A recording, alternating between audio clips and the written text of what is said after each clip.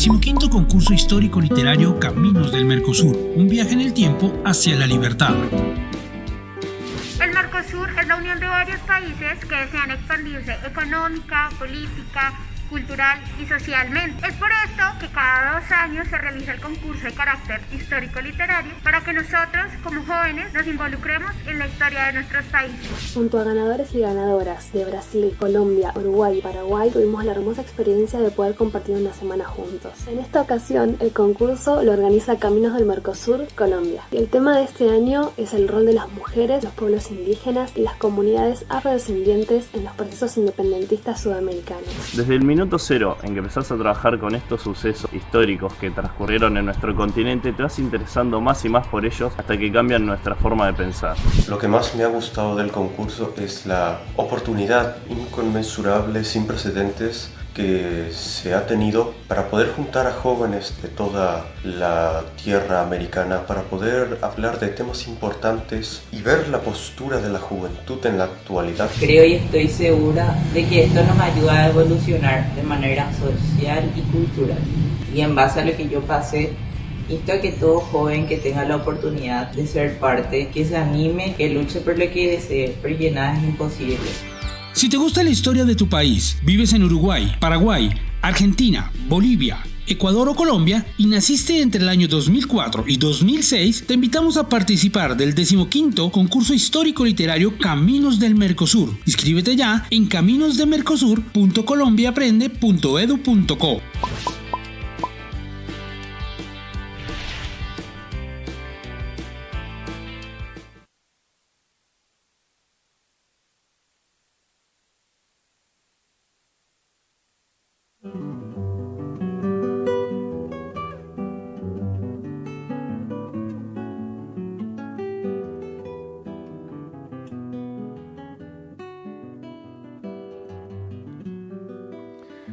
Hola, hola, ¿qué tal? Tengan todos muy, pero muy buenas tardes a todos los estudiantes que hoy se conectan con nosotros a esta segunda transmisión que nos ayudará a seguir construyendo e inspirar a todos nuestros jóvenes de la región en Mercosur.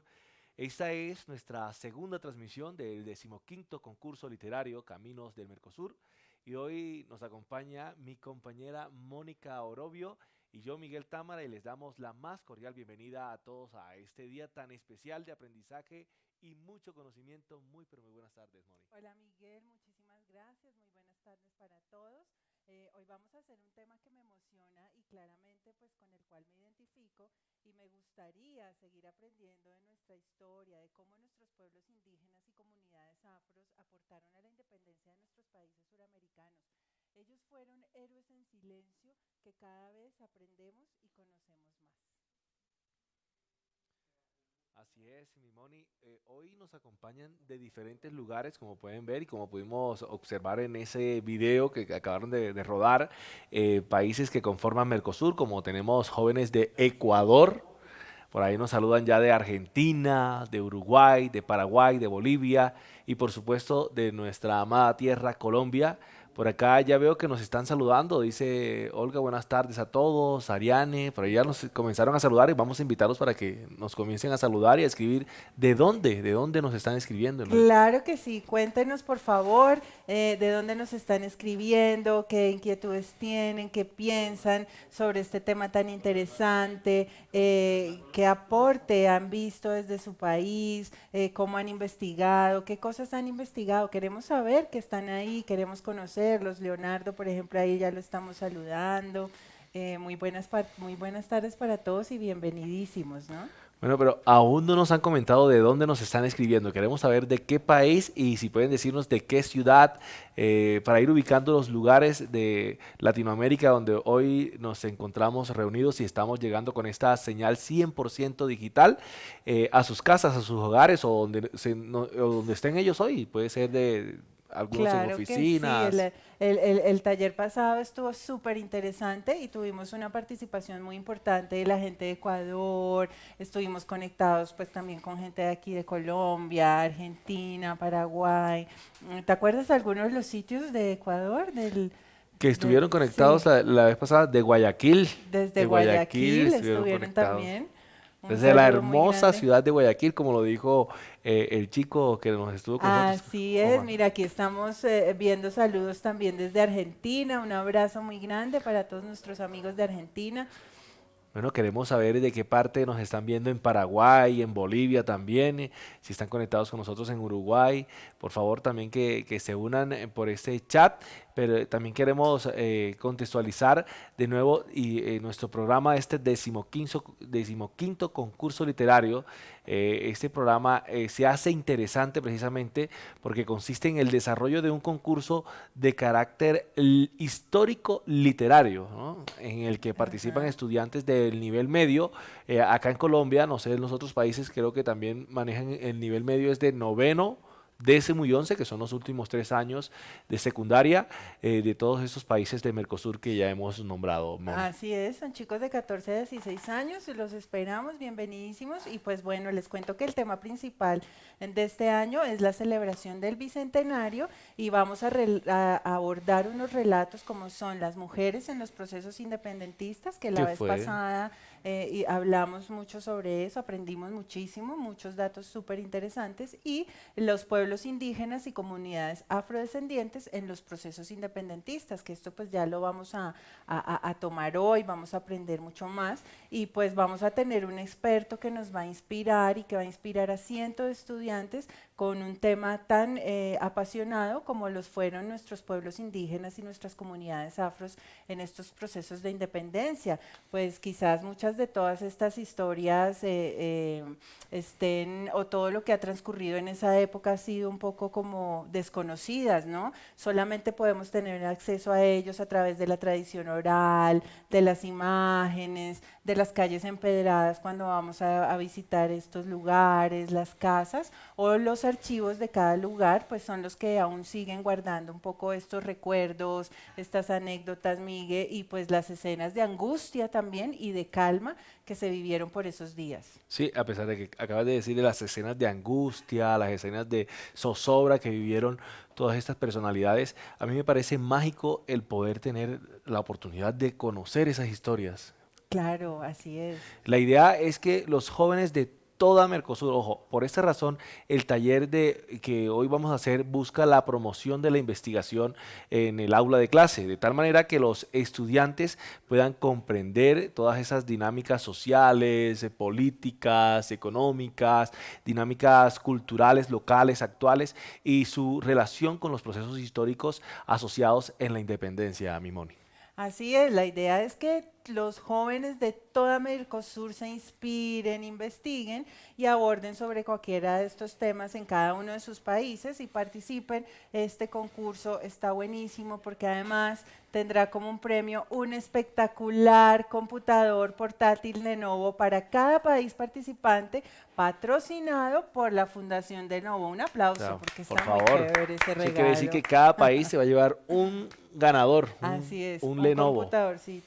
Ya no fuimos Entonces, nosotros, pero ahí tienen ustedes, muchachos. por lo que ya estamos pasados de edad, de Un pronto nuestros poquito, hijos. un par de añitos. Eso. Bueno, les quiero recordar a todos los estudiantes y a todos los jóvenes que se conectan y que tienen hasta el próximo 20 de noviembre. Hoy estamos a 3 de noviembre, o sea, les quedan 17 días, como quien dice, para enviarnos esos documentos para que puedan participar por ese espectacular portátil Lenovo, que es un gran premio, ¿no? Es un gran Claro premio, que pero sí. más allá de este premio, la idea es poder compartir algo que nos une y nos identifica como naciones y poder enriquecer nuestros conocimientos, ya que con eso para mí es el mejor premio que podemos tener, Moni. Claro que sí, así es, chicos. Así que si les interesa y les apasiona este punto de partida de los indígenas y las comunidades afro, les cuento que para guiar la investigación, pues les vamos a proponer unas preguntas. A veces no sabemos, la vez pasada lo dije, no sabemos cómo desde dónde partir o cómo hacer. Entonces, pues a partir de unas preguntas creo que es mucho más fácil que nos enfoquemos y que pues vayamos como hacia el tema. Una de las preguntas es, por ejemplo, ¿cuáles fueron los pueblos indígenas o comunidades negras que participaron en el proceso de independencia de tu país?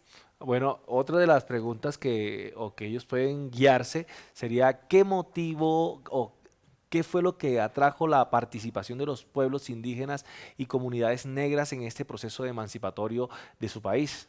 Claro que sí, hay otra que me parece súper interesante también de abordar y es cuáles fueron los territorios que ocupan los pueblos indígenas y o comunidades negras antes del proceso independentista. Una de las preguntas que a ellos les puede ayudar mucho y que los puede ir centrando a la hora de querer construir un documento es cómo cambió la vida de los pueblos indígenas y comunidades negras después de la declaración de la independencia de cada país. Claro que sí, hay otra que es súper clave y es que implicaba en ese momento ser joven y además ser negro o ser indígena en este proceso independentista, ¿no?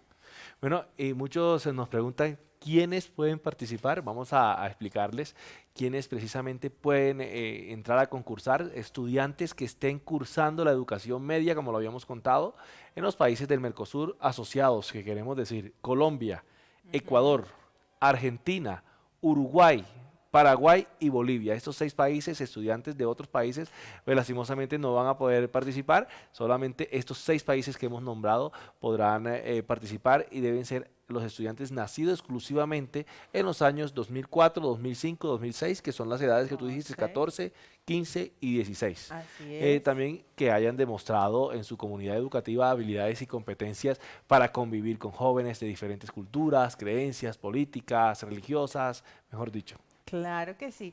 Bueno, chicos, y otra pregunta también es cómo participar. Es muy sencillo, pues con toda esta información que les estamos dando, más la información que ustedes reciban en sus colegios, sus profesores, pues ustedes hacen una investigación original sobre el subtema elegido, puede ser cualquiera de los que les estamos nombrando, y la idea es que los presenten en unos formatos. Son 4 formatos, que es un ensayo, hay un texto literario que puede ser una narración, puede ser un cuento corto. También tenemos microvideos, que me parece también súper chévere, no más de 5 minutos. Y tienen la posibilidad también de presentarnos en formato de audiocuento o de podcast. Acuérdense, chicos, que en la página encuentran ya al detalle cómo pueden participar o cómo pueden presentar mejor sus trabajos en los diferentes formatos que les estamos Yo contando. quisiera ver, Moni, en ese chat, cuál es el formato que más le llama la atención a ellos, si el formato de escritura, si el formato del podcast, si el video corto, el corto video. Quiero saber por ahí cuál es el que más le llama la atención a los chicos, pero creo que la información hasta el momento está clara, así que ya saben, participar es muy, pero muy fácil y el día de hoy nos acompañan unas personas muy importantes que hicieron de este viaje en el tiempo de la libertad una completa realidad. Claro que sí, queremos agradecer por supuesto al Ministerio de Educación Nacional de Colombia y a nuestro patrocinador, la Fundación Lenovo. Muchísimas gracias. Mil y mil gracias también a la tecnología y a la nueva realidad de la virtualidad. Podemos estar hoy reunidos, como lo decíamos, en un formato 100% digital. Y hoy tenemos a el profesor José Antonio Figueroa, colombo ecuatoriano, ¿no? Ajá. Comparte esas 2 nacionalidades. Él es doctor en antropología y además en estudios culturales y literatura, a quien le apasiona el tema que vamos a tocar el día de hoy. Y estoy seguro de verdad que nos llenará de mucho conocimiento y nos va a transmitir esa pasión a los apasionados por la historia. Tremendo, tremendo, Miguel. Claro que sí, yo estoy igual de emocionada y pues espero que todos los que estén al otro lado de la pantalla también estén así igualito. Profesor José Antonio, le damos la bienvenida. Aquí ya tenemos muchos jóvenes deseosos de más conocimiento. Adelante. Bueno, muchísimas gracias por esta invitación. Primero creo que hay que resaltar la gran importancia de esta convocatoria para que los jóvenes empiecen a motivarse por sacar a la luz las importantísimas contribuciones que han hecho los afrodescendientes y los indígenas para la construcción de nuestros países, que ha sido fundamental. También me parece que es absolutamente brillante la idea de pensar en algunas estrategias narrativas, como por ejemplo videoclips, pensar en pequeñas narraciones, relatos cortos, porque sin lugar a dudas que estas formas de narración nos permiten dar cierto tipo de voz, descubrir cierto tipo de personajes que normalmente no se sabe su importancia, sino a través justamente de esta narrativa. Es importante que ustedes tengan en consideración que una de las fuentes más interesantes de conocimiento, de hecho, de los sectores populares, de los afrodescendientes y de los indígenas en América, es justamente la novela, es el cuento, es la poética. Entonces, les cuento que realmente me parece fabuloso esta idea, ¿no? Entonces, bueno, vamos a hablar hoy efectivamente sobre el tema de los afrodescendientes y de los indígenas en la independencia. Y yo quisiera plantearles una primera interrogante que creo que es importante que la tengan en mente. ¿Por qué será que el papel tan importante que los afrodescendientes y los indígenas han tenido en nuestros distintos países no tiene la visibilidad que merece? ¿Por qué no tiene la visibilidad que corresponde? Y solamente quiero decirles a través de una primera información para que vean lo importante que han sido estos sectores en la construcción de nuestros países, que el primer proyecto de independencia de América Latina es el proyecto de Haití en 1804 y fue hecho por afrodescendientes. Pensemos, el último proceso de independencia de América Latina fue el proceso de Cuba de 1898 y fue dirigido por afrodescendientes, también junto a algunos blancos, ¿no? Pero cumplieron un rol protagónico. Sin embargo, esto no lo sabemos, esto no lo reconocemos. Entonces aquí hay una interrogante. ¿Por qué será esto que Trullo denomina este silenciamiento de la historia de estos sectores? Yo quisiera plantearles algunas ideas. Bueno, efectivamente, la tragedia demográfica que subieron los indígenas fue terrible. Se habla de 20 millones de muertos después de la conquista, muchos en confrontaciones armadas, pero también muchos por resultado de la proliferación de los virus, de la peste. Estamos hablando de un proceso de despoblamiento muy fuerte, y esto es efectivamente una razón. Pensemos también, por ejemplo, en todo lo que significó la trata negrera, todo lo que significó la experiencia de la esclavitud, de esta institución espantosa, lo que fue haber desarraigado, por ejemplo, a alguna gente de sus sitios, haberlos colocado en unos sistemas de transporte donde llegaban a morirse el 20, el 30% de ellos, hablaban lenguas distintas, llegaron a una región absolutamente desconocida y en la peor de las condiciones, sin tener ningún tipo. Todo esto efectivamente problematiza enormemente el protagonismo que eventualmente hayan podido tener estos sectores en la construcción de los países. Sin embargo, los seres humanos, las sociedades son absolutamente creativas, inventivas, y realmente tanto indígenas como afrodescendientes, desde el primer momento en que empiezan a sufrir esta catástrofe, también empiezan a crear una serie de estrategias militares, estrategias de vida, estrategias de pensamiento, dentro de las condiciones más complicadas. Sin embargo, lo lograron hacer. Y lo hicieron. Y efectivamente, si uno encuentra desde el siglo XVI en adelante, toda la historia de nuestro continente es una historia que se ha venido construyendo de manera simultánea por la presencia de afrodescendientes, de indígenas, de mestizos y de blancos. Esas contribuciones están ahí.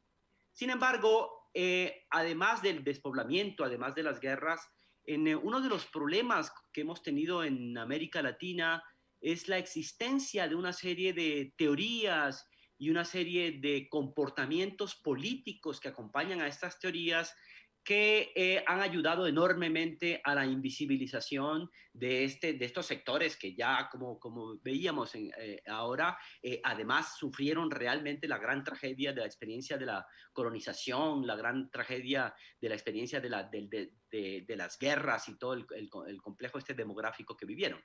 Una serie de teorías. Les cuento, por ejemplo, hacia el siglo XVI, muchos religiosos se reunieron en España y proclamaron que los indígenas y los negros, por supuesto, eran incapaces, por ejemplo, de distinguir entre lo que dice la letra y lo que la letra quería decir. Entonces, que eran incapaces de distinguir entre lo que los que seguramente ya han leído un poco de literatura y de lingüística se llama la diferencia entre el significado y el significante, entre lo que se dice y lo que se quiere decir. Eso, por ejemplo, motivó que se hicieran prohibiciones. La literatura de caballería fue prohibida porque se supone que no iban a ser capaces de diferenciar las aventuras que narraban esas novelas con respecto a la realidad o a la fantasía que tenían. Y esas teorías fueron tan fuertes que llegaron a implementar una serie de políticas en la cual se negó el acceso a la escritura y a la literatura por parte de los indígenas y por parte de los negros, en tanto que se supone que no eran capaces efectivamente de manejar estos dispositivos tan importantes que son para la vida y para la vida cultural. Entonces, esto generó en el caso de América una cosa muy interesante, muy compleja.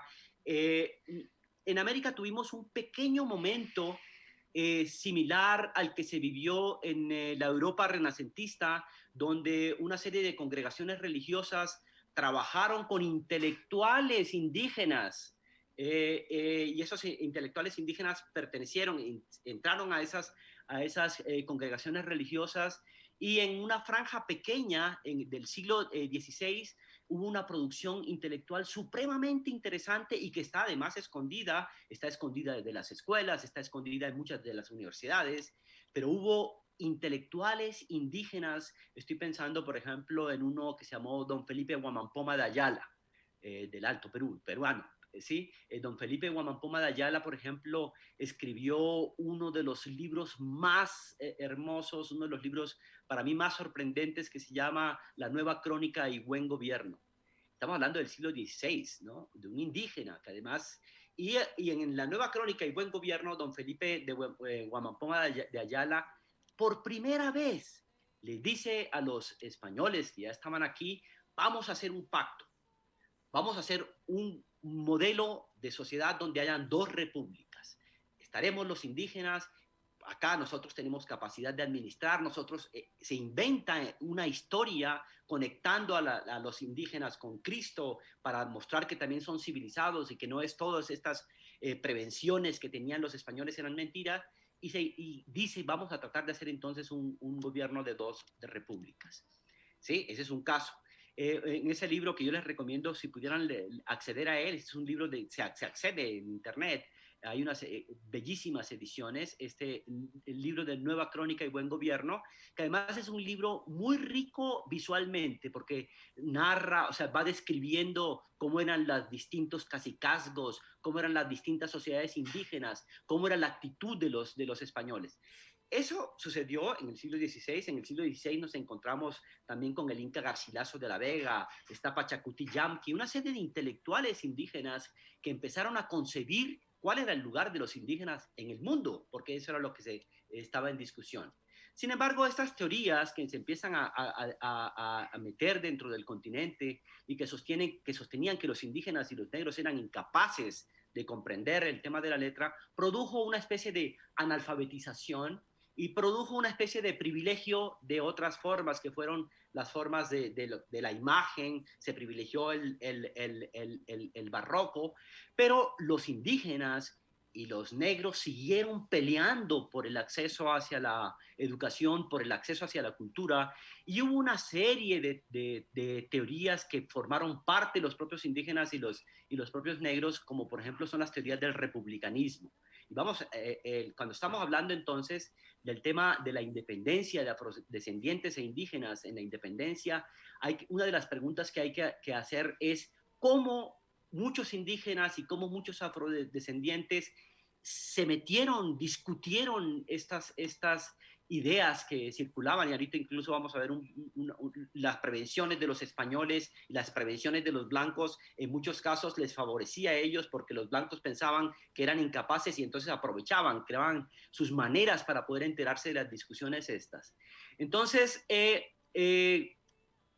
pensando esto del tema de afrodescendientes e indígenas en la independencia, quiero que tengan en consideración principalmente que no han sido un papel secundario, que no han sido ayudantes, que no han sido gente metida obligatoriamente dentro de esto, sino que por el contrario han tenido un papel protagónico. Y esto quiero efectivamente que lo tengan en consideración. Bien, ¿cuál era la división político-administrativa del siglo XIX? Recuerden que cuando estamos hablando de la independencia, de lo que sucede después de la independencia, estamos hablando entonces de el aparecimiento posteriormente de lo que serían los países, lo que serían las naciones. Entonces no es un tema menor, porque realmente los afrodescendientes y los indígenas contribuyeron enormemente para la creación de las naciones, ¿no? Antes, en el siglo XIX, nos encontramos entonces con que había una división administrativa distinta. Estaba el Virreinato de Nueva España, que es sobre todo la zona del actual Nuevo México. Nos encontramos hacia acá a Centroamérica, lo que era la Capitanía General de Guatemala. Está el Virreinato de Nueva Granada, ¿sí? Que está ubicado acá, el Virreinato de Nueva Granada. Está la Capitanía de Venezuela. Está el Virreinato del Perú y está el Virreinato del Río de la Plata acá, ¿sí? Entonces, siempre que nos vamos a aproximar a las historias de los indígenas y de los afrodescendientes, tenemos que ver en dónde estaban ubicados. Y sabemos entonces que no estaban necesariamente ubicados en lo que conocemos como estados nacionales, sino en estas divisiones administrativas. Y eso es una cosa muy, muy curiosa por lo demás, porque estas divisiones administrativas imponían unas formas de gobierno sobre los indígenas y sobre los negros, pero también existía mucha gente que era libre, ya vamos a ver esto. Entonces, esto es importante que lo tengan en consideración, que no estamos hablando entonces de los países es un tema posterior, el proyecto incluso de hacer países unificados fracasa, pero estamos hablando entonces de esta división político-administrativa. Además que eso está en un contexto internacional supremamente interesante y supremamente complejo, donde hay un proceso de expansión y de lucha de países que empiezan a convertirse como en imperios. Estamos hablando sobre todo de Francia y estamos hablando de Inglaterra, y también hay un proceso incluso de deterioro económico que venía sufriendo la propia España, ¿sí? Y también una alianza muy fuerte que había, por ejemplo, entre Inglaterra y Portugal. Entonces, para pensar el siglo XIX es importante pensarlo, no solamente con las formas administrativas estas de la división político-administrativa de lo que estamos hablando, sino que siempre hay que pensarlo, por lo menos desde la segunda mitad del siglo XVIII hasta la contemporaneidad, si se quiere, hay que pensarlo en términos mundiales, hay que pensarlo realmente en términos, y a la vez en términos muy locales. Esto es importante para poder entender realmente la dimensión de los temas que estamos hablando. Bien, con resultado de las ideas estas que se fueron imponiendo desde Salamanca, esta concepción de que los indígenas y los negros eran realmente incapaces de comprender la abstracción de la letra, y que fue creando una estructura de grandes diferencias, o dio pie a una estructura de una fuerte diferenciación entre los grupos que conformaban la sociedad colonial, ¿sí? Estamos aquí en esta pirámide que les estoy mostrando, en sentido estricto, por encima hay dos grandes instancias. Está Dios y está el rey, que no está aquí, ¿cierto? Pero está afuera. Es lo que se llama el Dios ausente, y no es un tema menor, porque en muchos casos, muchos de los indígenas y de los negros participan en las peleas de los procesos independentistas apelando al rey, a ese rey que en algunos casos ellos pensaban que les podía realmente incluso llegar a ayudar. Entonces, la división estaba entre los españoles, ¿cierto?, que estaban en la colonia, aparecían entonces en primer lugar. Eran los que ocupaban la burocracia, eran los que ocupaban las universidades, eran los que tenían acceso al conocimiento, eran los que tenían más acceso a las redes comerciales, etc. Y en segundo lugar estaban los criollos, que eran los hijos de españoles nacidos en América, que fueron creando paulatinamente una fuerte disputa con los españoles porque se sentían que en muchos casos estaban marginados por estos españoles, por un concepto racializado que decía que, por ejemplo, cuando se nacía en los países tropicales se sufría una degeneración del cuerpo y del alma.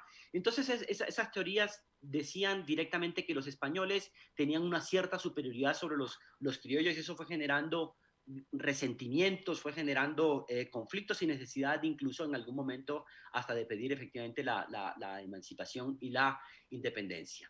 Aquí hay un punto muy importante dentro de estas castas, que es el tema de los mestizos. En la sociedad colonial, a pesar de que los españoles intentaron crear esa estructura piramidal formada por cada una de las castas, sin embargo, en la colonia y en la colonia tardía había muchos encuentros ilegítimos, había muchas relaciones, de hecho, entre los distintos estamentos, e incluso las relaciones que tenían estos grupos que conformaban las castas, por ejemplo, se daban en el contexto de las fiestas. Las castas tenían sus santos patronos, tenían sus días de fiestas, y en esas fiestas y en los cabildos, en las experiencias políticas, se encontraban gente de distintas castas. Y incluso también se dio el caso de que, por ejemplo, los indígenas y los esclavos negros, para evadir formas de la esclavitud, o por ejemplo para evadir el tema del tributo, se mezclaban efectivamente con los criollos y se mezclaban con los españoles, porque era una forma de evadir la esclavitud y de evadir toda esa sobreexplotación que sufrían los indígenas. Entonces, en el sector de los mestizos es un sector muy importante en América, y de hecho, cuando uno piensa sobre el tema de los indígenas y de los propios negros, siempre tenemos que tomar en consideración qué tanta importancia tuvo el mestizaje en un grupo específico, en una comunidad específica e incluso en un sujeto específico. ¿Sí?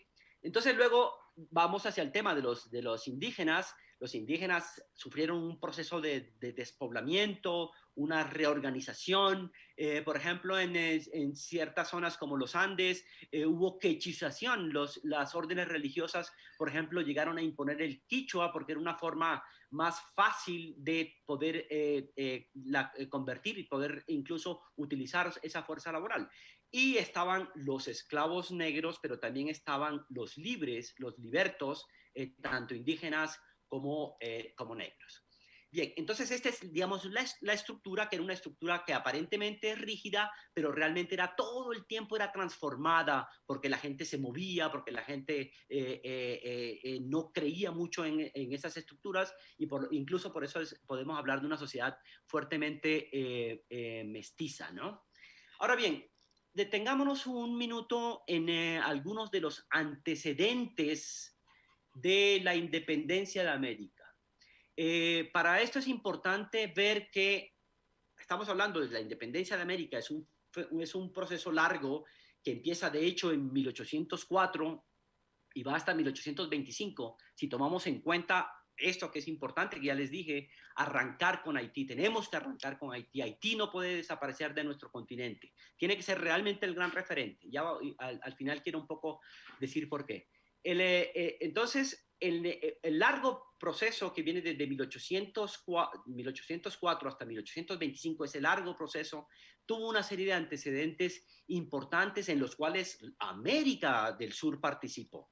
Un importante antecedente fue el de la Guerra de la Independencia de los Estados Unidos.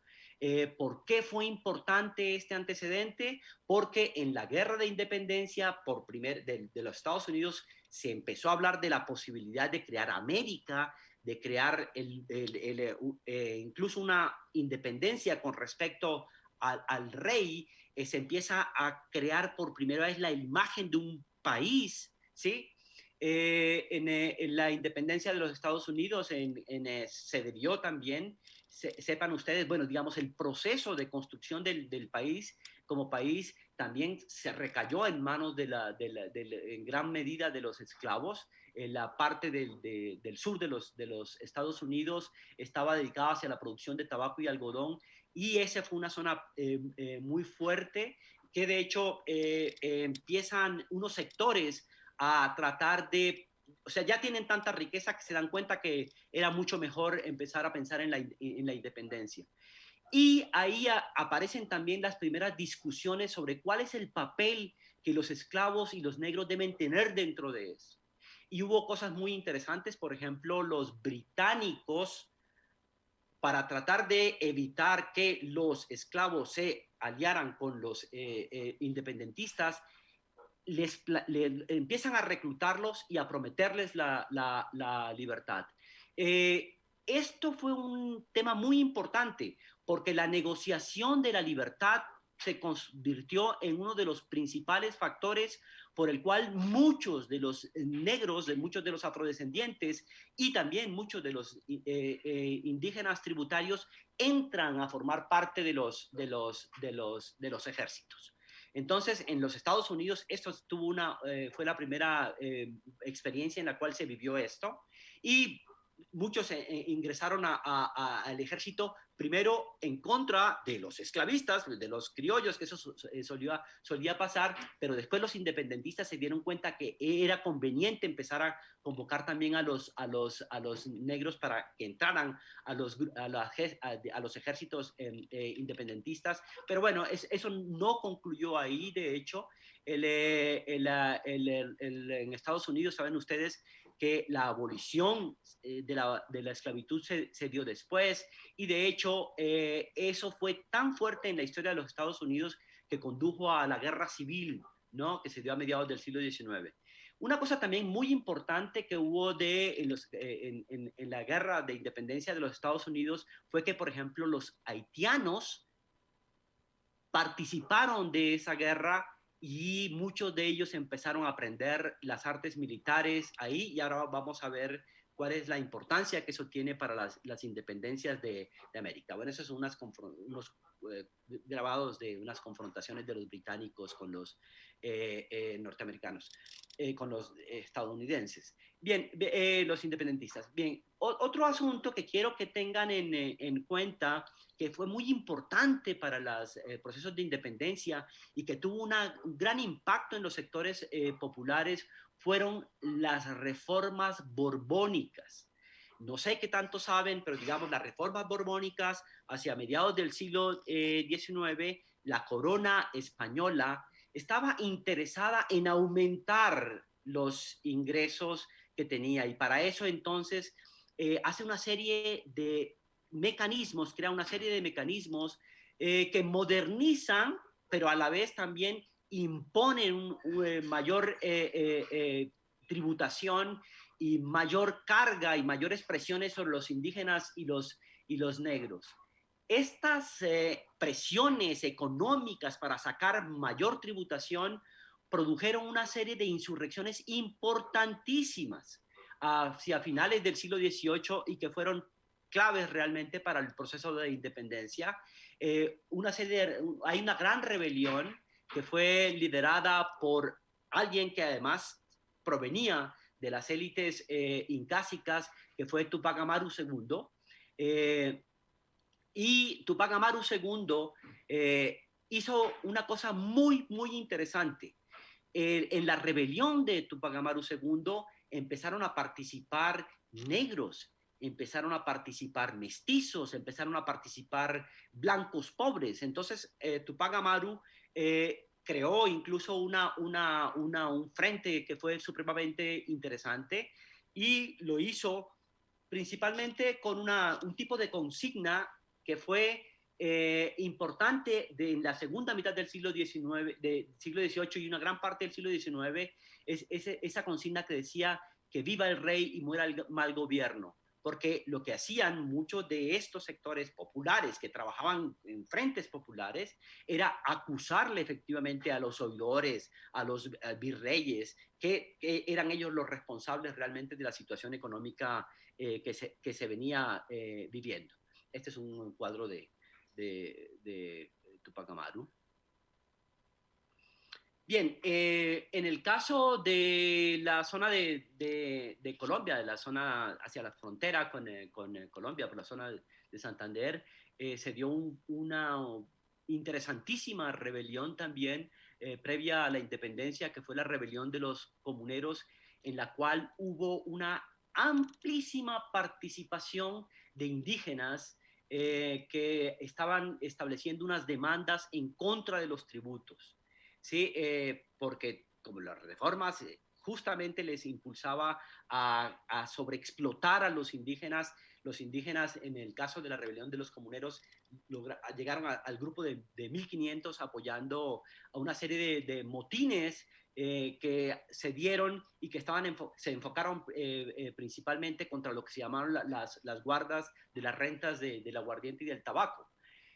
Ahí hay dos grandes figuras en el caso de los comuneros.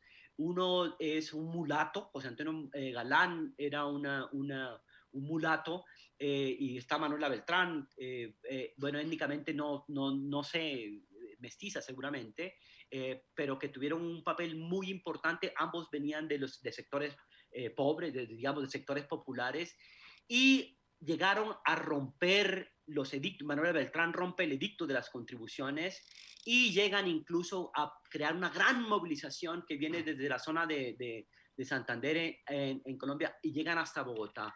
Ahí hubo, y esto sucedió con muchísima frecuencia, el virreinato establece una negociación con José Antonio Galán y luego cuando ya se desmovilizan incumplen los acuerdos y de hecho Galán fue ajusticiado. Y esto sucedía pasar con mucha frecuencia. Otro antecedente importantísimo para el tema de las independencias de América fue la Revolución Francesa, que fue un fenómeno importante en el sentido en que significó el final de la monarquía. Por primera vez, la Revolución Francesa permite que la política se piense no como un tema de herencias, sino que es un tema de derechos. Y ahí es donde empieza a discutirse el tema de la ciudadanía, el tema de la soberanía, y empieza realmente a crearse una noción muy fuerte del derecho, ¿sí? Y eso tuvo, no solamente, y eso no fue un asunto que hizo solamente los sectores elitarios, las élites de Francia, sino que tuvo un gran impacto a nivel popular. Y en Francia, la Revolución Francesa fue creando entonces la base de lo que se llama el republicanismo de tipo popular, en el cual los sectores populares piensan efectivamente, bueno, ¿y cuál es nuestro lugar en el Estado Nacional? ¿Cuál es nuestro papel en el Estado Nacional? Eso surge entonces en un momento en el que, liderado efectivamente por los burgueses ya tenían unas grandes contradicciones con la iglesia, con la nobleza y con la monarquía, porque los burgueses empezaban a creer realmente en que la capacidad del individuo, la libertad del individuo debería estar por encima de esas herencias estamentales. Y esto fue algo que causó un gran impacto en toda la sociedad. Otro tema que fue importante de la Revolución Francesa fue haber establecido, y eso lo hizo sobre todo un gran pensador que fue Montesquieu, la división de poderes. Lo que nosotros entendemos hoy, por ejemplo, por la división entre el ejecutivo, el legislativo y el judicial, eso fue pensado por filósofos franceses que decían, bueno, no puede haber un control absoluto por parte de un monarca del poder, sino que por el contrario tiene que darse esta división, y eso fue muy importante porque también permitió que los sectores populares empezaran a participar dentro de las representaciones parlamentarias. También fue muy importante la Revolución Francesa porque creó estas consignas de igualdad, de libertad y de fraternidad.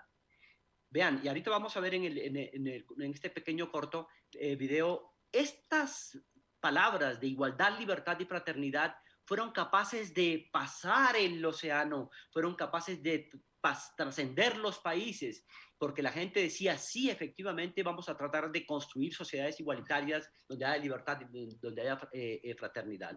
También es cierto que había un momento de una grande decadencia de la monarquía, una monarquía que fue renuente a implementar reformas que tenía que hacer, y esto entonces creó realmente una condición de bastante radicalización. La Revolución Francesa fue muy radical, la monarquía fue destruida, fue guillotinada, ¿sí? Y como resultado también de la terquedad de la propia monarquía a haber hecho las reformas que tenía que haber hecho, porque la sociedad ya no era la misma sociedad del siglo XVII, no era la misma sociedad del siglo XVI. Bueno, entonces ahí vamos ya directamente. Conectado con todos estos asuntos que estamos hablando, está nuestra primera gran experiencia de independencia, que fue la independencia de Haití, ¿sí? Donde hubo lo siguiente, un colectivo nacional de negros, ¿sí? Lucharon contra dos elementos simultáneamente y triunfaron porque destruyeron eso. Primero contra la esclavitud,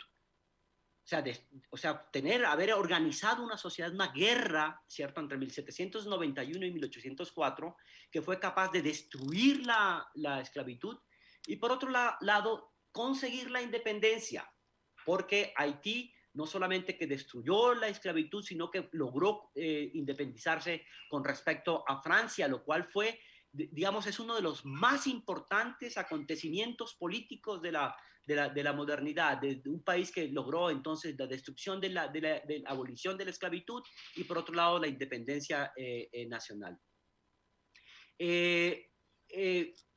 Haití tiene una historia muy compleja, muy rica. Fue la colonia más rica de América. Estaba basado fundamentalmente en la explotación de azúcar. Fue el tercer productor de azúcar del mundo. También ahí hay una gran producción de algodón, de café. Pero a la vez era una sociedad en la cual había unas grandes divisiones sociales. Los franceses blancos, ricos, muchos de ellos también ausentistas, sobreexplotaban de unas dimensiones increíbles a la población esclava, y también había en muchos de estos blancos franceses vivían en Francia.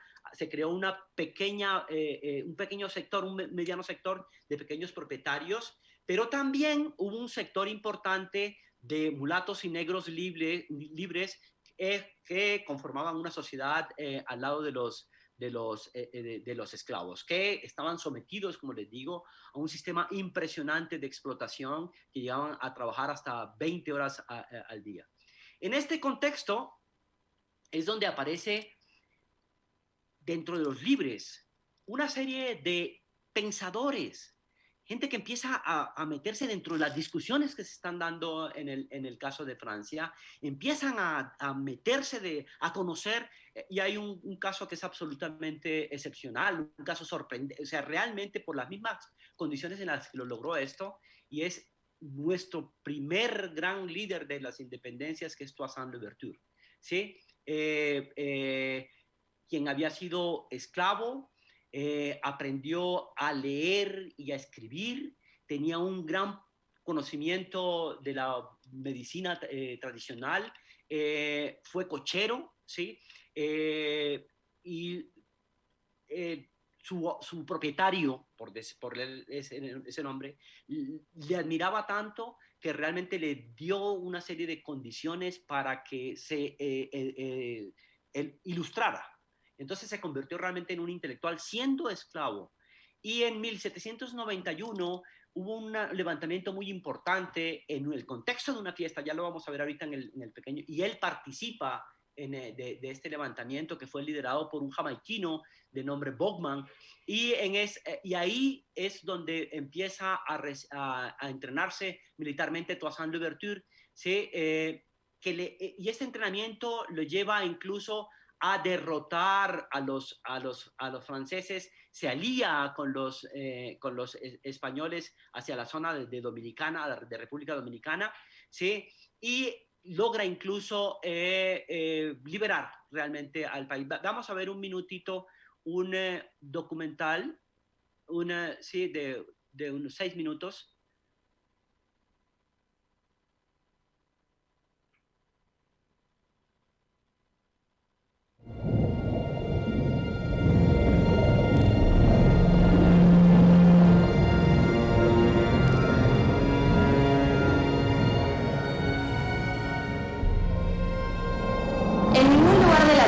Se concentraba tanta miseria como en un barco negrero. La trata de esclavos...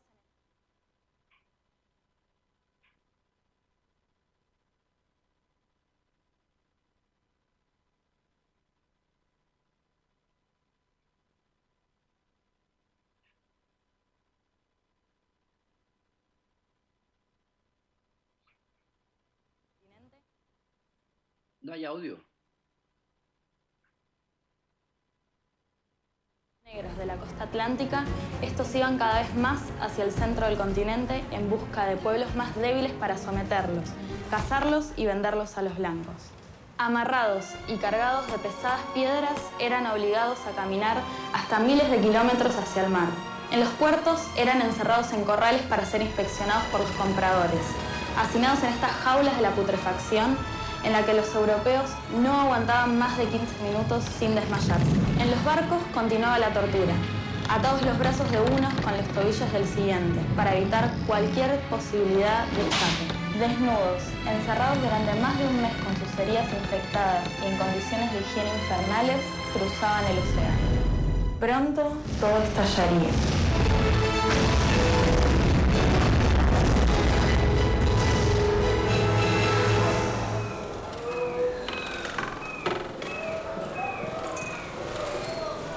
Una vez en el puerto, eran nuevamente examinados y marcados en el pecho con hierro candente.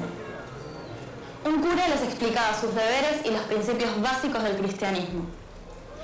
Bienvenidos a Saint-Domingue, la joya negra de la Francia esclavista.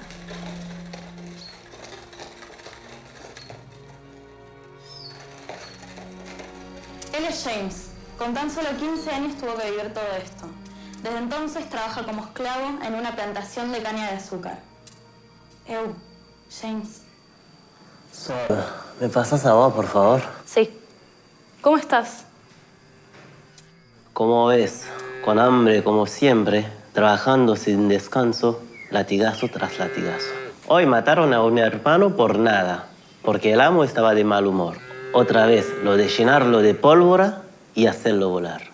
Dice que mañana traerá a otro más joven, lo de todos los días.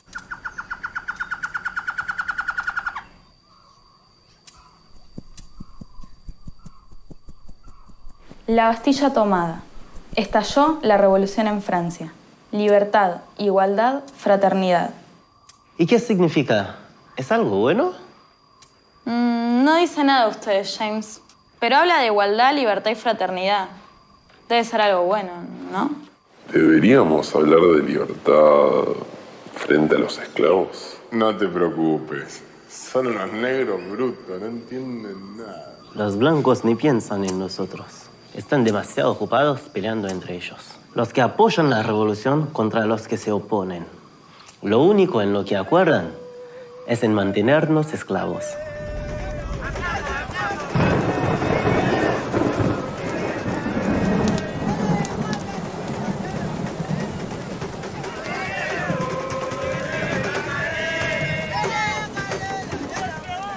Está todo listo. En cuando ardan las plantaciones, se nos tomarán desde las ciudades. Esa es la señal. Ya está todo organizado. Derribemos el símbolo del dios blanco. Esa cruz que tan a menudo nos ha obligado a llorar.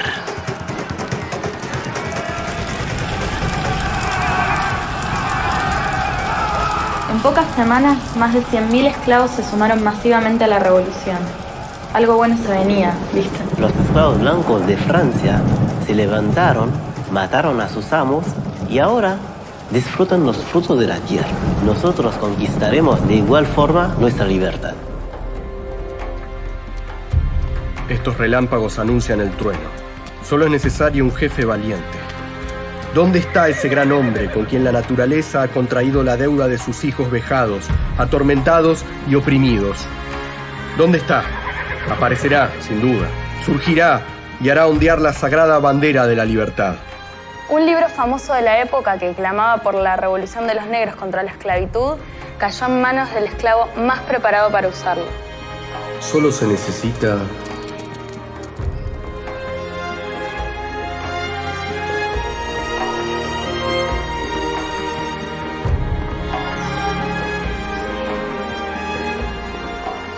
Esta es la cabeza de Guzmán, jefe de los esclavos.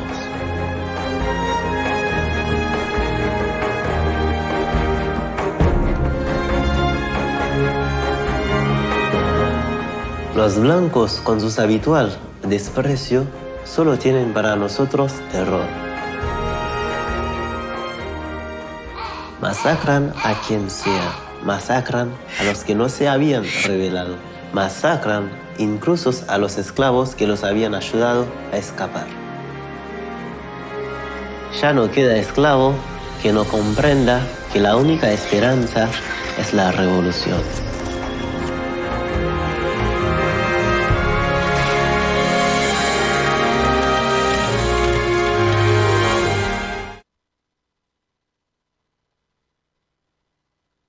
Bueno, bien. Vale, continuamos. Esto de Toussaint, quiero que lo piensen. El tema de Haití es una de las experiencias más importantes, pero a la vez más desconocida. Yo incluso les quería recomendar, hay una de las mejores novelas del canon latinoamericano, fue escrita por un autor cubano que es Alejo Carpentier, y yo les recomiendo realmente que la lean, porque es fascinante, es fascinante. Yo no estoy de acuerdo con muchas de las cosas de Carpentier, pero les recomiendo enormemente para que experimenten un poco la relación entre la historia y la narrativa. Se llama El reino de este mundo, ¿sí? Hace justamente... Bien, para ir cerrando el tema de Haití, los haitianos presionaron con tanta fuerza que hicieron que los franceses, por ejemplo, decretaran la abolición de la esclavitud en 1794, ¿sí? Luego Toussaint triunfa incluso sobre los españoles, triunfa sobre los franceses, y en 1801, por primera vez en el mundo, se crea la abolición de la esclavitud acá en el contexto, ¿sí? Y hay una declaración muy interesante en la Constitución haitiana que dice: todos los hombres somos negros. Porque es para romper todo el tema del racismo, y estos fueron intelectuales supremamente influidos justamente por la Ilustración, que contribuyeron con la Ilustración estos intelectuales haitianos. Sucedió un asunto en el caso de Francia. Hubo la restauración por parte de Napoleón. Napoleón negocia con Toussaint a través de su cuñado, que es el general Leclerc, el cuñado de Napoleón, y le dicen a Toussaint que tenga ya la guerra y que van a reconocer la pelea por la que venía haciendo. Y mentira, cuando Toussaint se entrega, ¿sí?, a Leclerc, lo cogen preso y lo llevan para Francia, y muere de pulmonía en una prisión francesa. Incluso en Napoleón restauró la esclavitud en Haití. ¿Esto qué fue lo que produjo entonces? Que los la gente que venía trabajando con Toussaint continuó organizada y radicalizaron la guerra, y Dessalines, que fue Jacques Dessalines, que fue un gran ayudante de Toussaint, continuó la guerra y ganaron, y realmente se tomaron el poder y decretaron el primer país libre a Haití en 1804. Este es Pétion, que fue el... después del asesinato, Dessalines fue asesinado, y luego sube Pétion, que es este señor que está aquí. Este señor Pétion fue una figura importantísima para el resto de la independencia de América Latina, porque cuando Bolívar estaba en problemas, en un contexto en el cual había sufrido una serie de derrotas militares, decidió viajar a Haití y habló con Pétion sobre el tema de qué posibilidades había de recibir ayuda por parte del primer país independiente de América, y Pétion le dio todo el apoyo con armas, le dio todo el apoyo económico, y le dijo a Bolívar que la única condición que ponía era que suprimiera la esclavitud en América. Y Bolívar le dijo que sí. ¿Sí? Ahí veamos qué fue lo que pasó. Realmente sabemos que no, esa fue una promesa que no se cumplió. Otro tema muy importante relacionado con la participación de negros e indígenas en la independencia fue un evento que sucedió en España, y que fue cuando Napoleón llega a tomarse el poder en Francia y hace esta restauración. Uno de los temas que hizo fue que apresó a Fernando VII, que era el rey Borbón de España, y el apresamiento de Fernando VII motivó tanto en España como en América que los cabildos empezaran a reunirse para discutir, bueno, y ahora que está el rey está detenido, ¿qué vamos a hacer? Y se convocaron lo que se llamó las Cortes de Cádiz, que fue algo supremamente interesante porque, y quiero que tengan esto en mente, las Cortes de Cádiz fue, estando preso Fernando VII, una serie de discusiones en las cuales participaron los americanos y participaron los españoles para pensar en la posibilidad de hacer un gran país, incluyendo España e incluyendo América. Y de hecho yo creo que también se podría haber pensado en incluir en Filipinas, aunque no lo sé en este momento con seguridad. Pero imagínense lo interesante que hubiera sido eso realmente, ¿no? Y para discutir esto entonces se decía, ¿quiénes son los súbditos de este país? Y se tenía absoluta claridad que tenían que ser los criollos, que tenían que ser los españoles, y hubo una serie de discusiones sobre qué lugar iban a tener los indígenas y sobre qué lugar iban a tener los afrodescendientes. Los americanos, que estaban además interesados en posicionarse ya en sus países, colocan en Cádiz la tesis de que los indígenas y los afrodescendientes deberían ser considerados súbditos de España, o sea, pertenecer a la Gran España con iguales derechos. Sin embargo, muchos de los españoles y también muchos de los criollos americanos se opusieron a esa idea y dijeron, sobre todo en el caso de los negros, argumentaban que los negros no eran naturales de América. Los criollos tampoco lo eran y los españoles tampoco lo eran, pero sí se consideraban ellos naturales, y decían, a los indígenas sí les podemos considerar esa posibilidad porque son nativos de América, pero a los africanos no, porque ellos son africanos y África pertenece realmente al reino de la barbarie, cuando realmente, si uno mira en sentido estricto, tanto africanos como españoles habían llegado prácticamente en el mismo tiempo, ambos estaban viviendo las mismas experiencias, claro, los unos viviendo la esclavitud, los otros viviendo la libertad, pero realmente ambos formaban parte de América. Entonces, uno de los argumentos que sacaron los blancos españoles fue decir que no se les podía otorgar la ciudadanización a los negros porque ellos no eran nativos de acá. Sin embargo, este tipo de declaraciones que hicieron los americanos motivó en muchas ciudades que se hablara de la igualdad de las razas, incluso que se dieran una serie de mecanismos tendientes a reconocer los derechos de esos sectores. Sin embargo, hay que ver un asunto, y es que en 1812 se había hecho una nueva constitución, pero Fernando VII es liberado y deshizo todos los acuerdos que había hecho con los americanos.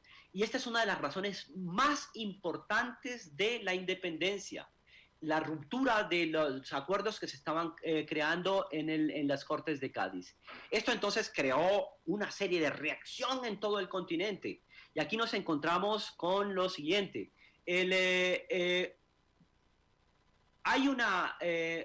Podríamos decir que de parte de la diferencia de los peninsulares y los criollos entonces es que mientras los peninsulares siguen afirmando que no podían todos los americanos formar parte de la misma nación, un sector de los criollos empieza a crear esta sensación de una América en la cual formaban parte las distintas castas. Cuando es liberado Fernando VII en 1813, rompe con esos acuerdos, declara ilegal la Constitución, y ahí es donde realmente aparece este proceso de independencia muy fuerte. Los criollos americanos empiezan entonces a prometer, una cosa que ya habían hecho los norteamericanos unos años antes, a prometerle tanto a indígenas como a los afrodescendientes la libertad para entonces empezar a engrosar los ejércitos. Ahora bien, ¿cuáles fueron las respuestas, llamémoslo así en general, que dieron tanto los indígenas como los afrodescendientes en este contexto en el que había una crisis, en que Fernando había sido cogido preso, pero ya había sido liberado, y la reacción de Fernando al traicionar esta nueva constitución y los nuevos acuerdos? Nos encontramos entonces con que hay un importantísimo grupo de indígenas y afrodescendientes que se van hacia el realismo y empiezan a apoyar efectivamente a la corona española. Ahora, quiero que tengan en cuenta que esto no era extraordinario, era más bien normal. Si ustedes se toman en cuenta que tanto los criollos como los funcionarios eran los que explotaban realmente a los indígenas y a los negros, ellos tenían incluso la imagen de que el rey podía ser una figura benefactora que les ayudara. Entonces, hicieron una pelea muy fuerte contra los administradores, ¿sí? No se aliaron a los criollos y eran realistas en el sentido en que apelaban a la bondad del rey. Y eso pasó con muchísima frecuencia. En el caso de otros sectores, plegaron con muchísima cantidad y en un gran número hacia el ejército independentista. Muchos de estos, así también como sucedió con los realistas, ingresaron a los ejércitos realistas, por ejemplo, porque los propietarios de ellos eran realistas, entonces eran forzados a entrar a esto, pero en muchos casos también lo hicieron de manera voluntaria y de manera muy clara, porque sabían efectivamente qué era lo que estaba en juego. También sucedió con los independentistas, y sobre todo en el caso de los independentistas, casi todos los afrodescendientes e indígenas que participan de los ejércitos independentistas lo hacen negociando el tema de la libertad. Era la condición. Incluso hubo un asunto muy importante, y es que los ejércitos, de hecho, se empezaron a conformar como experiencias en la cual sentían los afrodescendientes y los indígenas que empezaban a crear derechos. Los ejércitos sentían, incluso en muchos casos por la valentía que ponían hacia eso, lograban el ascenso y los ejércitos empiezan a reconocer entonces la participación, por ejemplo, de los pardos, que esto fue muy importante, y es un fenómeno que empieza a ocurrir desde de las independencias del continente y que pasa incluso hasta la independencia de Cuba. Muchos de los afrodescendientes que participan en el ejército independentista lo hacen porque en el ejército también se da una experiencia de igualdad racial, porque realmente los blancos y los indígenas y los negros se necesitaban. Entonces fue una experiencia supremamente interesante. Bueno, ahora bien, en el caso de América, algunas ciudades apostaron hacia el realismo, otras ciudades apostaron hacia la independencia, y eso se expresó, lo podemos ver a lo largo de la historia, para los que ya se metan con un poco más de detalle. En el caso, por ejemplo, de Colombia, Santa Marta se declaró, por ejemplo, una ciudad realista, y los indígenas de la zona de Santa Marta también se declararon realistas porque hicieron una serie de peticiones al rey diciendo que les devolviera una serie de tierras que habían sido desapropiadas por los criollos. También tuvo una fuerte rivalidad con Cartagena, ¿sí? Y hubo una serie de guerras entre ambas ciudades a lo largo desde 1810 hasta 1824. Una ciudad que también fue realista, por ejemplo, fue el caso de Pasto. En Pasto sucedió un asunto muy complejo porque mientras Quito había sido una ciudad independentista desde 1810, muy tempranamente, sin embargo, había una rivalidad entre las dos ciudades, y cuando se declara el Quito como independentista, entraron a Pasto, saquearon a Pasto, y esto también calentó mucho los ánimos de los realistas de Pasto, y en Pasto se conformó un bloque realista apoyando a España, en el cual también participaron negros, participaron mulatos e indígenas de esa zona del Patía, ¿no? Que incluso lograron derrotar a los quiteños. Luego entra Antonio Nariño en esa confrontación, ¿sí? Le derrotan, pero luego entra Bolívar y hubo una resistencia que hizo Agualongo hasta que fue totalmente ya derrotado una vez triunfa Bolívar. Entonces vamos viendo en ese caso cómo hay distintas opciones por parte de estos sectores.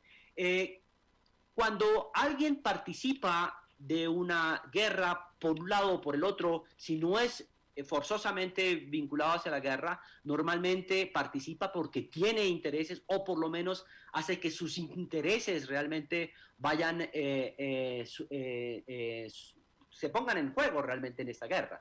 Bien, hubo otro, yo estoy haciendo una investigación específicamente sobre dos zonas en este momento.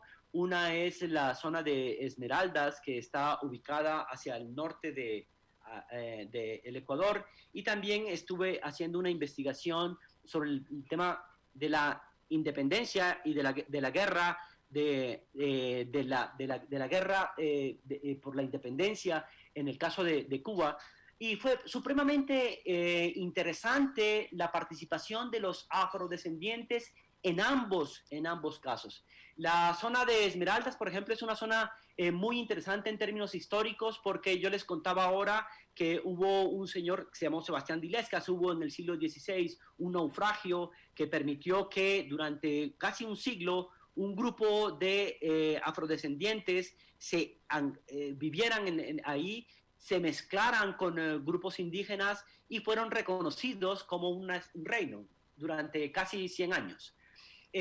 La zona de Esmeraldas es además una zona que está directamente vinculada con una zona que se llama Barbacoas en el departamento de Nariño, que fue una zona de una gran riqueza minera.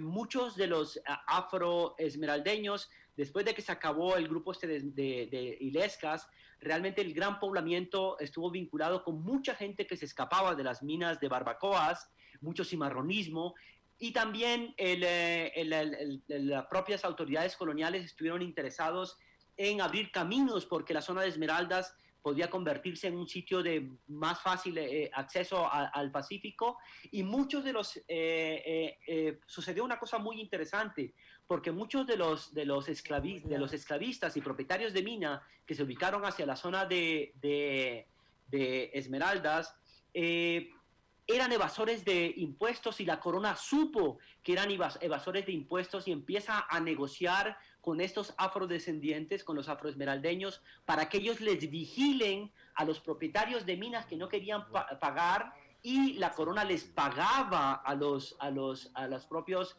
esclavizados, y los esclavizados con ese dinero se compraron su libertad. Esto sucedió con muchísima frecuencia en la zona de Esmeraldas, en el proceso que se llama automanumisión, que sucedió en muchos lados. Bien, estos afroesmeraldeños desde un primer momento apoyaron a los independentistas y lo plantearon de manera absolutamente clara. Ellos iban a participar de las guerras de independencia porque querían que se eliminaran todas las formas de esclavitud. Pero ustedes saben que Bolívar después negocia con los propietarios de esclavos y no acepta en realidad que se dé la manumisión y la abolición de la esclavitud, sino que se crea lo que se llama la libertad de vientres. No van a ser libres ustedes, sino que van a ser libres sus hijos. Y eso hizo realmente se convirtió en un problema muy, muy grande, porque imagínense lo que es aplazar la libertad, y eso hizo que Esmeraldas, y así como en muchas zonas, esta traición, este incumplimiento de los acuerdos, hizo que hubiera una especie de movilización política permanente, que en el caso de Esmeraldas terminó en la Revolución Liberal, porque estos sectores negociaron también con los liberales para que después, unos años después, para que también fueran ellos los que dieran la libertad. En el caso, para terminar, en el caso de Cuba, yo quería decirles lo siguiente. En el caso de Cuba hay cosas que son absolutamente sorprendentes y cosas que les invito eventualmente para que se metan un poco con la historia cubana. Es que en el siglo XIX, mientras ya se venía dando todo el proceso de abolición de la esclavitud en los países de América Latina como resultado de la participación de los afrodescendientes y de los indígenas en estos procesos de independencia, en Cuba se dio el caso de un reforzamiento de la esclavitud, porque después de que se da el proceso de Haití, en el mercado azucarero empezó a ser suplido por un mercado azucarero que se dio en Cuba. Ahora, en Cuba, los afrocubanos, los afrodescendientes, desde temprano, desde los mismos periodos de independencia del resto de los países de América Latina, crearon también posibilidades emancipatorias, crearon también posibilidades independentistas. Hay un caso que es impresionante, que es un gran líder que a mí siempre que pienso en él me acuerdo de Huamampoma de Ayala por la sabiduría que tuvo, pero además por la importancia que tuvo en el contexto de la independencia, como una de las figuras de la independencia, una de las figuras históricas de la independencia en Cuba, que se llamó José Antonio Aponte, que también había sido un liberto, que pudo leer sobre lo que venía aconteciendo en la Revolución Francesa, conocía perfectamente lo de Haití, y él hace un plan y hace unos libros en los cuales diseña lo que sería una Cuba liberada, lo que sería una Cuba emancipada de la corona, y a él lo delatan, estaba organizando una gran sublevación, y a él lo delatan, y una vez lo delatan, lo meten preso, y en el libro se perdió, pero lo que hay son una serie de peticiones de los torturadores que le exigían y le decían que cuáles eran las fuentes que le habían hecho a él llevado para escribir ese libro, que cómo así tenía esa información. Entonces es una cosa muy, muy curiosa y muy fuerte, que hubo una excelente exposición de arte en Cuba hace unos meses, en el cual ese libro perdido ha sido sustituido por estas confesiones hechas bajo tortura. Y en Cuba, algo en el siglo XIX, a la vez que iba aumentando la esclavitud, también los negros libres iban cumpliendo un papel importantísimo como intelectuales. Apareció un sector republicano realmente importante e incluso cumplieron un rol protagonista en la independencia, pero también hubo una fuerte traición. Y en Cuba, después del periodo de independencia, tardío, sucedió un fenómeno que fue el racismo de Estado, del cual quisiera hacer un par de reflexiones para terminar sobre esto. En la segunda mitad del siglo XIX, después de que se dan los procesos de independencia, después incluso de que se declara la abolición de la esclavitud, hubo un fenómeno que fue el racismo, la doctrina del racismo, que fue tan importante, si se quiere, como las doctrinas a las que yo hacía referencia del siglo XVI, en la cual se sostenía que los negros y los indígenas racialmente estaban incapacitados, o en el caso de los negros fue incluso peor, porque eran una serie de teorías fundamentadas supuestamente en la biología que decían que los negros eran criminales natos. Y estas fueron unas teorías que se dieron después de la abolición de la esclavitud, y que se dieron con fuerza en Norteamérica, se dieron con muchísima fuerza en el caso de Cuba, en una gran parte de final del 19 y una gran parte del 20, y también fueron teorías que de una u otra forma circularon por América Latina. Bueno, ese es un cuadro de Alonso de Illescas. Yo quería parar ahí un poco para tener tiempo para conversar sobre estas ideas. Claro que sí, profesor. Precisamente ya tenemos un par de preguntas para usted acá, que los chicos ya están escribiéndonos. Claro que sí, aquí tenemos una pregunta de Miguel que nos dice: profesor, ¿existen héroes que no sean tan conocidos? Generalmente siempre se nombran a los mismos. ¿Cuáles son esos héroes que no son tan conocidos? Ahorita estamos colocando a Alonso Illescas. Justamente creo que uno de los intentos de los propósitos más importantes de esta charla, y de estas dos charlas, de hecho, con el tema también del papel de las mujeres, es justamente empezar a rescatar estos. Yo no sé, y me interesaría mucho saber, por ejemplo, a quien me hizo la pregunta, si él, por ejemplo, conocía de Toussaint Louverture, ¿sí? Si conocía del papel de José Antonio Aponte, por ejemplo, si conocía sobre Alonso de Illescas. Justamente estas figuras que les estoy dando en este momento son los héroes desconocidos. Por eso que Trullo habla justamente del silenciamiento de la historia.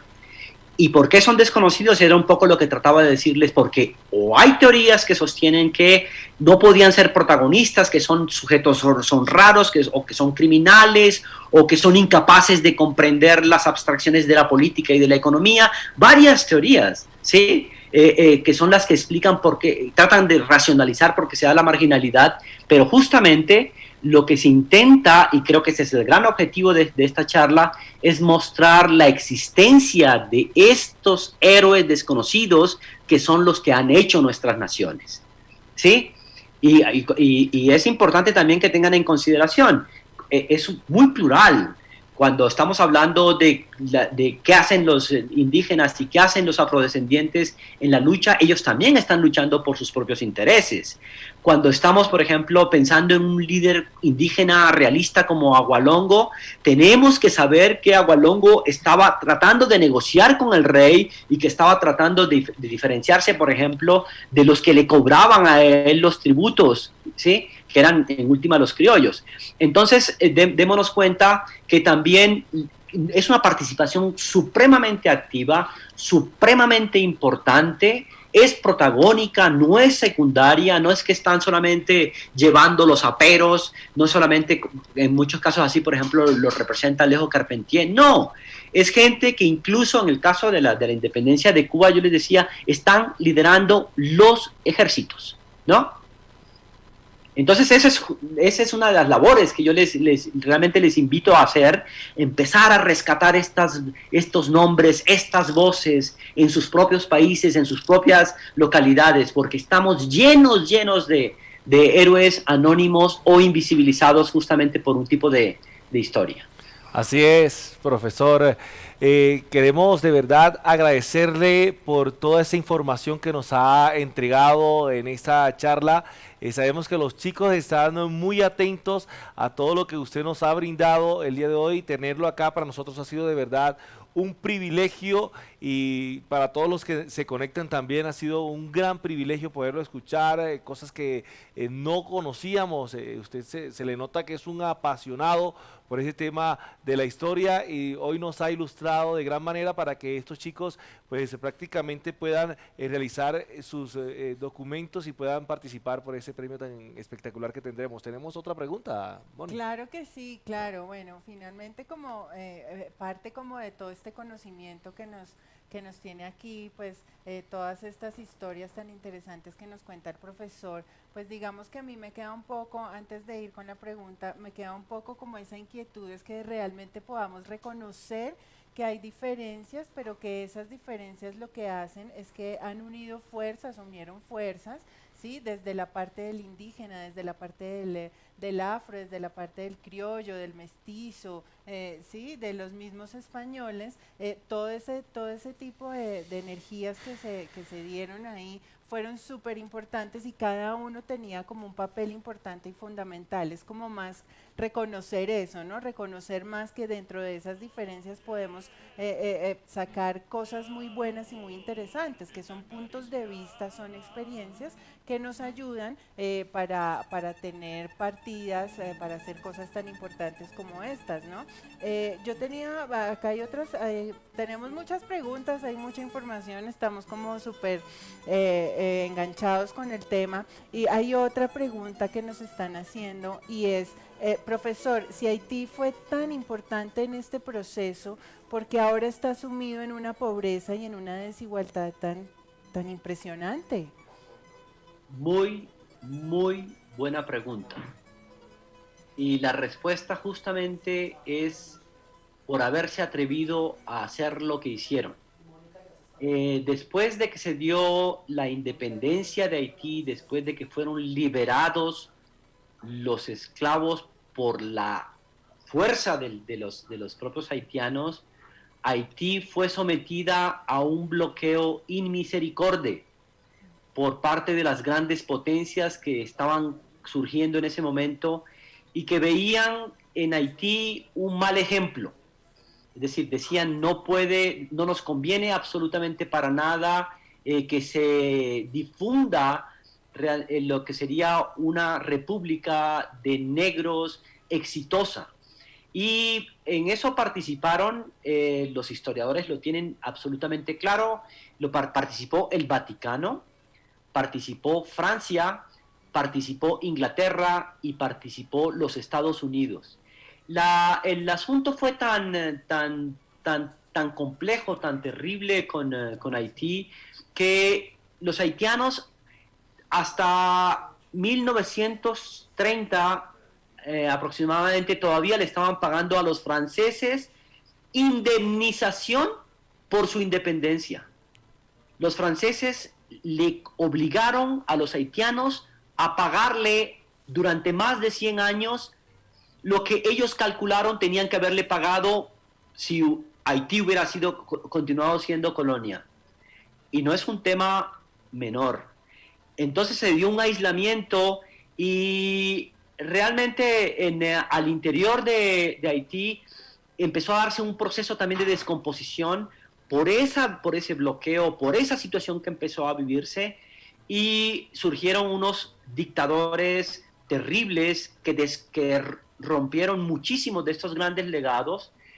Hay dos, el padre e hijo, que se llama Papadoc y Nenedoc, que fueron tristemente célebres, pero que también estuvieron muy cercanos a los Estados Unidos. Haití también sufrió muchísimas invasiones de los Estados Unidos e incluso invasiones militares que quitó su soberanía realmente, ¿no? Entonces, sí. Es una muy buena pregunta, y si Haití, yo les digo con toda seguridad, si Haití, primero se le rompe estas asimetrías tan fuertes que hay, este aislamiento que hay, si Haití se le hubiera dejado actuar de manera autónoma y se le hubiera permitido ingresar al conjunto de las naciones como lo reclamaba, Haití sería hoy por hoy una gran potencia. Pero no se podía admitir esto, sobre todo un sistema que era muy racista, el que se vino dando en el siglo XIX y una gran parte del siglo XX, concebir una república de negros exitosa. Así es, doctor José Antonio, y teniendo en cuenta esto que nos está comentando, surge otra pregunta, ¿qué es lo que ha pasado con estas comunidades afros acá de este lado del Cono Sur? Por el tema de Argentina. Bien, es eso, es otra pregunta muy compleja. Los afroargentinos, los afrodescendientes en Argentina, para el final del 18, principios del siglo XIX, se calcula que la población era alrededor del 20%. Esa población, incluso después de tuvo una participación muy activa en las guerras contra los ingleses, cuando los ingleses invadieron Argentina. Por eso que les decía realmente de que los ejércitos empezaron a convertirse en espacios muy importantes para los afrodescendientes y también para los indígenas. Participaron muchos en el ejército, defendieron a la Argentina de los ingleses, e incluso se dio un asunto muy interesante, y es que en el primer gobierno de Rosas hubo incluso un incremento de la población afrodescendiente en Argentina que llegó al 30%. El 30% de la población argentina era afrodescendiente. Sin embargo, en el siglo XIX un fenómeno que ocurrió, y esto es algo que quiero plantearlo con certeza, se los digo porque es basado absolutamente en mis investigaciones. Hubo una guerra con Paraguay, y el Estado argentino conformó a los ejércitos fundamentalmente de negros, y ahí hubo un proceso de aniquilamiento, un genocidio en esa guerra, un genocidio racial. Ahora, yo les cuento que políticas de racialización, de marginación, de exclusión de la nación de los negros es un asunto que lo han hecho varios estados. Incluso lo hizo Cuba. Cuba a finales del siglo XIX, cuando incluso demográficamente la población negra podía representar la posibilidad de llegar a ser mayoría en el país, se empezaron a pensar una serie de mecanismos de sacar a los negros de Cuba una vez terminara la esclavitud. Se llegó a pensar a mandarlos nuevamente al África, destierros para que una vez desterrados no volvieran. Se creó una prisión a la cual en las Filipinas se llamó de Fernando Po, donde fueron mandados muchísimos negros, justamente para crear un despoblamiento, con toda la tragedia que esto significa. Entonces, el reconocimiento de la importancia de los afrodescendientes y de los indígenas en nuestra historia es también un reclamo para el lugar que tienen que tener en los estados nacionales. Esto es algo importante, porque no podemos seguir pensando en que las zonas más vulnerables, donde la gente más se muere por efectos de la pandemia, donde hay más efectos desastrosos por las guerras, donde hay más desposesión, siguen siendo las zonas donde viven negros e indígenas, porque eso es despoblamiento. Eso es racismo. Entonces, por eso es importante estas acciones intelectuales de reconocer el papel tan importante que estos sectores han cumplido en nuestras naciones. Doctor José Antonio, como quien dice, hemos dado bastante contenido a todos estos chicos para que puedan realizar sus documentos. De antemano, muchísimas gracias de verdad por toda su participación en esta nueva versión del concurso literario Mercosur.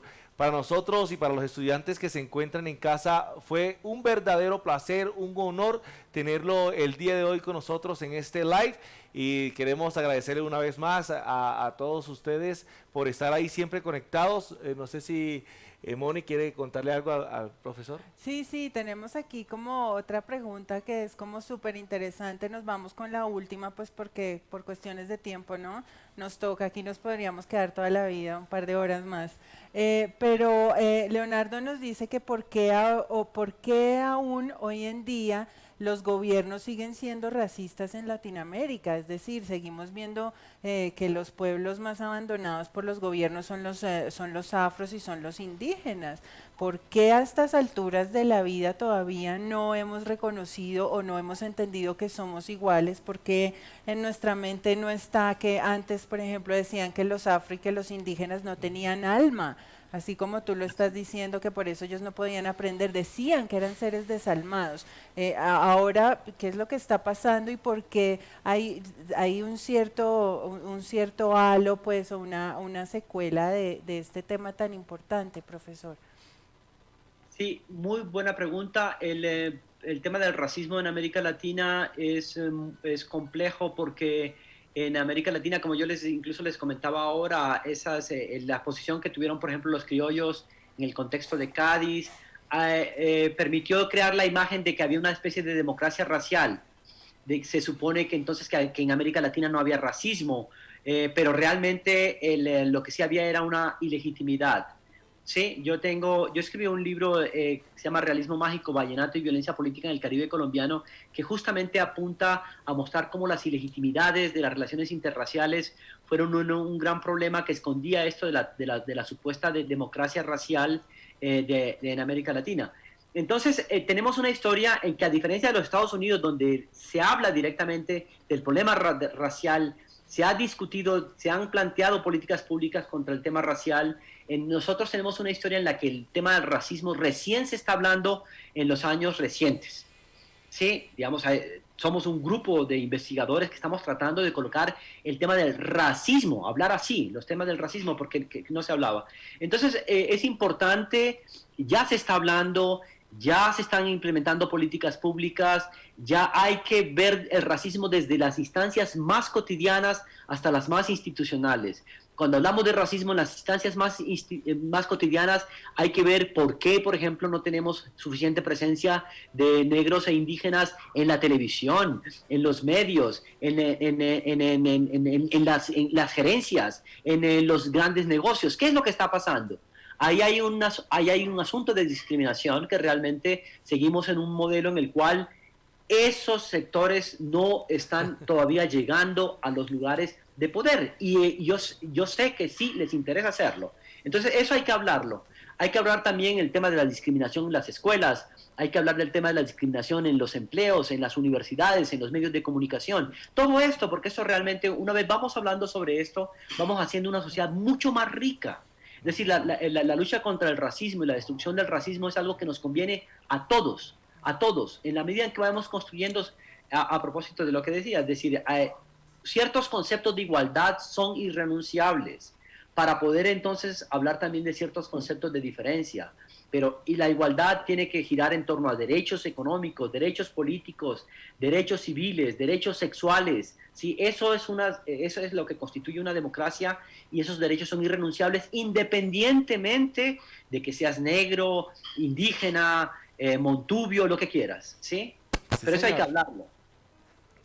Bueno, profesor, y ya con esto, con toda esta información, los chicos van a tener, como quien dice, todo ese contenido para poder crear sus contenidos, sus documentos, y nos vamos prácticamente despidiendo de este primer taller, o este segundo taller. Ya tuvimos un primero la vez pasada, y con este de los afrodescendientes, quiero invitarlos a que no olviden inscribirse para que no puedan, nos envíen sus trabajos y puedan participar por ese computador portátil Lenovo por país, que está patrocinando la Fundación Lenovo. Esperamos que hayan podido inspirarse con estas palabras del doctor José Antonio y bueno, tan interesantes para darle y escribir sus trabajos, la cual tienen plazo hasta el próximo 20 de noviembre para enviarlos. Así que nos vamos despidiendo, Moni. Claro que sí, muchísimas gracias, profe, interesante, increíble esta charla, le agradecemos enormemente, le mandamos un abrazo en la distancia y pues además qué rico es haber podido compartir todas estas experiencias de cada uno de los países suramericanos y pues ya con esto les cuento que nos vemos el próximo 11 de diciembre ya con la premiación final de los mejores trabajos para tener a los ganadores de cada país. Chicos, pilas, tienen mucha información, tienen tiempo, tienen energía, creatividad, entonces por favor los esperamos, inscríbanse y muchísimas gracias por estar aquí con nosotros. Bueno, profesor José Antonio, será hasta una próxima oportunidad si Dios lo permite. Muchísimas gracias, un fuerte abrazo y adelante y los mejores éxitos, ¿no? Bueno, muchas gracias nuevamente, será un gran cierre que seguro nos van a sorprender con grandes trabajos e investigaciones que nos ayudarán a seguir construyendo nuestras naciones, seguro se lucirán, estamos seguros que se van a lucir y nos veremos pronto y no olviden que si tienen dudas las pueden hacer aquí en esta página donde nos están viendo en esta transmisión. Muchísimas gracias para todos, inscríbanse por favor, tenemos hasta el 20 de noviembre y nos veremos pronto. Así es. Chao, chao. 15º Concurso Histórico Literario Caminos del Mercosur, un viaje en el tiempo hacia la libertad. El Mercosur es la unión de varios países que desean expandirse económica, política, cultural y socialmente. Es por esto que cada 2 años se realiza el concurso de carácter histórico-literario para que nosotros, como jóvenes, nos involucremos en la historia de nuestros países. Junto a ganadores y ganadoras de Brasil, Colombia, Uruguay y Paraguay tuvimos la hermosa experiencia de poder compartir una semana juntos. En esta ocasión, el concurso lo organiza Caminos del Mercosur, Colombia. El tema de este año es el rol de las mujeres, los pueblos indígenas y las comunidades afrodescendientes en los procesos independentistas sudamericanos. Desde el minuto cero en que empezás a trabajar con estos sucesos históricos que transcurrieron en nuestro continente, te vas interesando más y más por ellos hasta que cambian nuestra forma de pensar. Lo que más me ha gustado del concurso es la oportunidad inconmensurable, sin precedentes, que se ha tenido para poder juntar a jóvenes de toda la tierra americana para poder hablar de temas importantes y ver la postura de la juventud en la actualidad. Creo y estoy segura de que esto nos ayuda a evolucionar de manera social y cultural. Y en base a lo que yo pasé, insto a que todo joven que tenga la oportunidad de ser parte, que se anime, que luche por lo que desee, porque nada es imposible. Si te gusta la historia de tu país, vives en Uruguay, Paraguay, Argentina, Bolivia, Ecuador o Colombia y naciste entre el año 2004 y 2006, te invitamos a participar del 15º Concurso Histórico Literario Caminos del Mercosur. Inscríbete ya en caminosdemercosur.colombiaaprende.edu.co.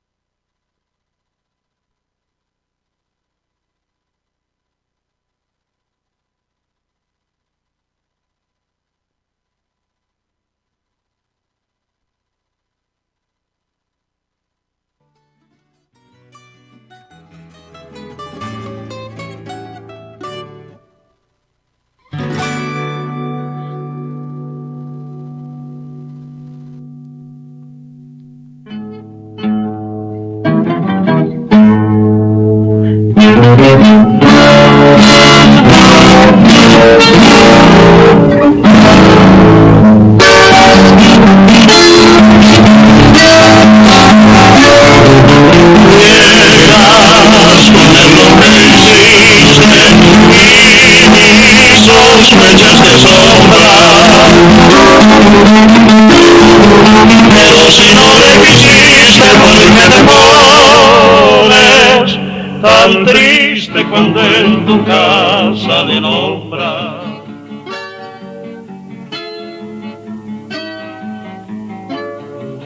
Niegas con el lo que estrellas te asombran. Pero si no le quisiste, ¿por qué te pones tan triste cuando en tu casa le nombran?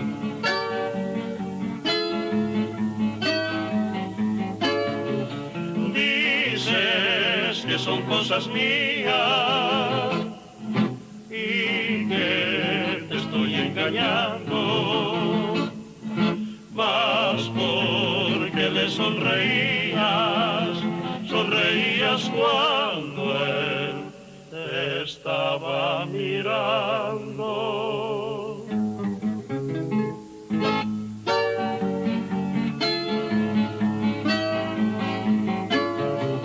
Si aún en no ser te empeñas, culpable como pareces,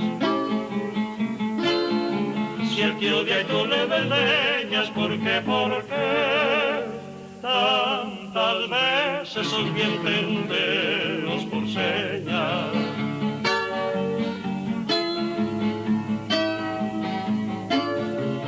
Si aún en no ser te empeñas, culpable como pareces, si él te odia y tú le desdeñas, ¿por qué tantas veces os bien entenderos por señas?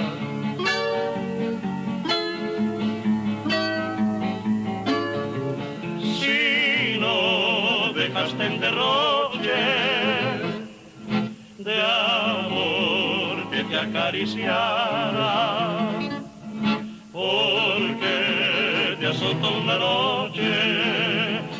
noche con el pañuelo la cara.